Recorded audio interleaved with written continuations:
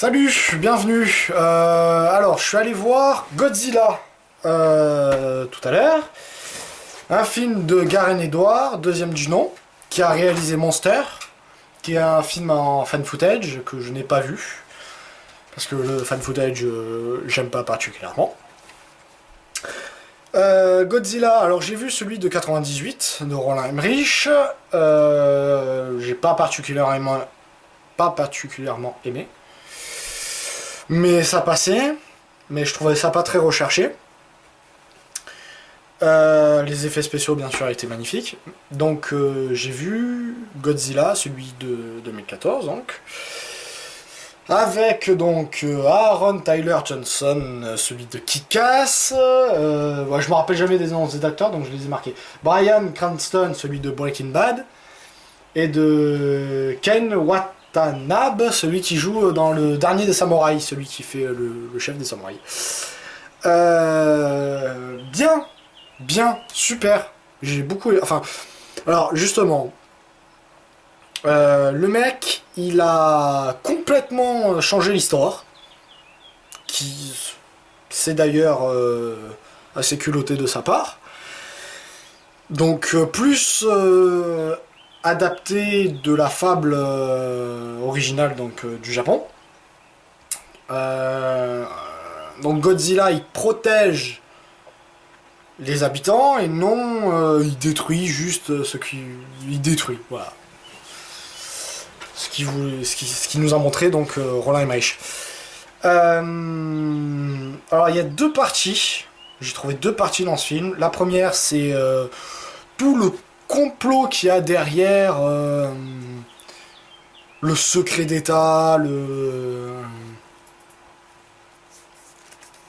tout le mystère qui est autour de Godzilla. Et après, la deuxième partie, c'est la baston à San Francisco. Ou la traque, même ça commence un peu avant, même un peu la traque. La traque des monstres. Alors, ce qu'il y a de bien, ce que j'ai dit, c'est que il prend énormément de liberté. Le truc, c'est qu'en fait, Godzilla n'est pas une mutation, c'est un monstre de la préhistoire. C'est un monstre de la préhistoire ainsi que des... Comment ça s'appelle? Comment ils appellent ça, les autres, là des parasites. Ils appellent ça des parasites. Il y a les parasites et Godzilla. Godzilla veut tuer les parasites et au milieu de tout ce bordel, il y a les humains. Enfin, les effets spéciaux sont merveilleux. Faut pas dire, ouais, voilà. Sont super bien faits. Pas merveilleux, sont super bien faits. L'histoire est intéressante, les acteurs jouent extrêmement bien. J'ai adoré le jeu de Bryan Cranston, que je l'avais pas découvert dans Breaking Bad, je l'avais découvert dans Malcolm. Je croyais qu'après ce jeu d'acteur, il allait faire que de ça, jusqu'à l'arrivée de Breaking Bad. Aaron Tyler Johnson, qui a joué dans Kick-Ass, qui m'a assez étonné. Ken Watanabe, que j'adore toujours. Dès qu'il joue, il me reste sur le cul. Enfin, je l'adore, ce mec. Voilà, après, les points positifs, il n'y en a pas beaucoup, mais disons que les points positifs, en fait, c'est 99% du film. C'est pour ça que j'ai aimé. Mais il y a quelques petits détails qui me font chier. Notamment la psychologie des personnages, qui est absolument pas approfondie. Hormis celui de Bryan Cranston, qui joue le père du héros, entre guillemets, puisque je trouve que le héros principal est un peu bousillé, qui est légèrement bousillé quand même. La psychologie de Aaron Tyler Johnson est légèrement pourrie. Son jeu d'acteur il est parfait, hein, c'est juste sa psychologie qui est pourrie. C'est un peu plat au niveau donc, de sa psychologie, mais c'est un peu remonté par le scénario. Je sais pas qui l'a écrit le scénario. Mais voilà, mais en tout cas, j'aime beaucoup. J'aime énormément ce qu'il en a fait. Enfin, un monstre qui n'est pas montré en tant que monstre, hein, mais en tant que animal. Un peu... Comment ça s'appelle, anthropomorphique. Mais bon, ça c'est pas grave. Les points négatifs, c'est un peu trop long. Je me suis... Au bout d'un moment, je me suis pris d'une lassitude. C'est assez chiant. C'est assez chiant à regarder parce que ça mène pas... On sait pas qu'est-ce que ça montre en fait. Le réalisateur voulait en montrer... En fait, Godzilla est le symbole de la nature qui domine l'humanité, alors que l'humanité croit dominer la nature. Là, ça montre pas exactement ça. Ça montre un peu rien. Ce que je reproche au film. Parce que là, c'est juste une traque.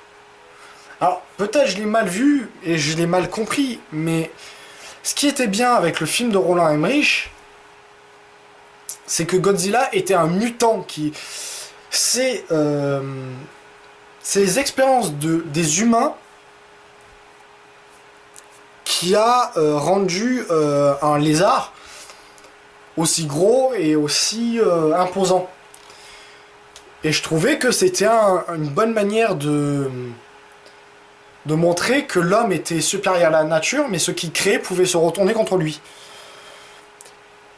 Là, étant donné qu'ils ont fait une autre histoire pour Godzilla, qui est un monstre de la préhistoire qui s'alimente en radioactivité, j'ai pas trouvé l'intérêt de... Pourquoi?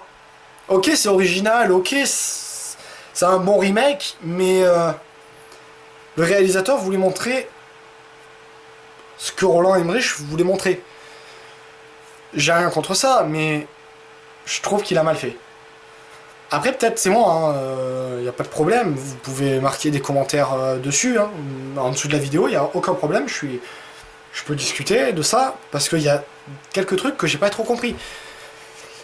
Après la première partie est un peu larmoyance. Le fait est que ça se concentre plus sur les héros, leur histoire, tout ça. Et la deuxième partie c'est baston. J'ai rien contre comment ça s'appelle le changement. Contrairement à Captain America 2 où on voyait très clairement la première partie et la deuxième partie qui me faisait atrocement chier. La transition, là c'est fait, c'est bien fait. Je vais pas spoiler pour pas dire comment il fait la transition, mais c'est bien fait. Cependant, enlever complètement de la partie 2 la psychologie des personnages et dire juste ouais, on doit sauver les humains. Très unidimensionnel et ça donne pas trop le relief au personnage. Donc s'il y a des points négatifs à ça, je dirais la psychologie des personnages. Hormis le reste, c'est super. La longueur du film me suis fait au bout d'un moment c'est une lassitude, mais on sait comment ça fait finir, on sait, étant donné qu'il n'y a pas de psychologie, il n'y a pas de réciprocité aux personnages, entre les personnages, je veux dire,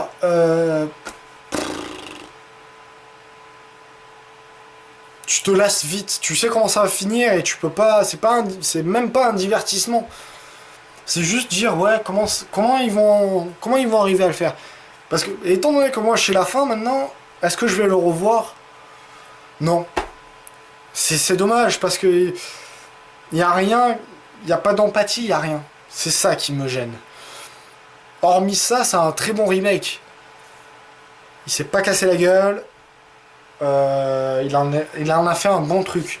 Il peut faire une suite. C'est ça que j'aime bien.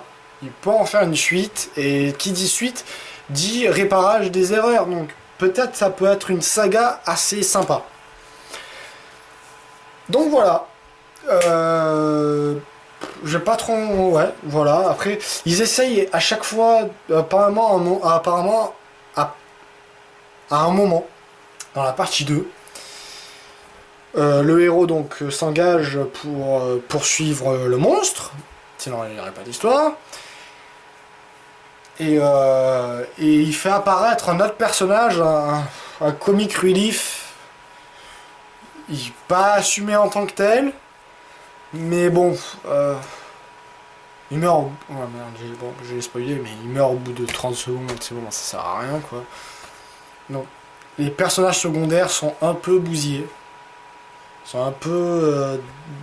ouais, voilà, ils servent à rien quoi. Même le personnage principal, quoi, il sert à rien. C'est plutôt les humains, parce que dans cette bataille, donc il y a une bataille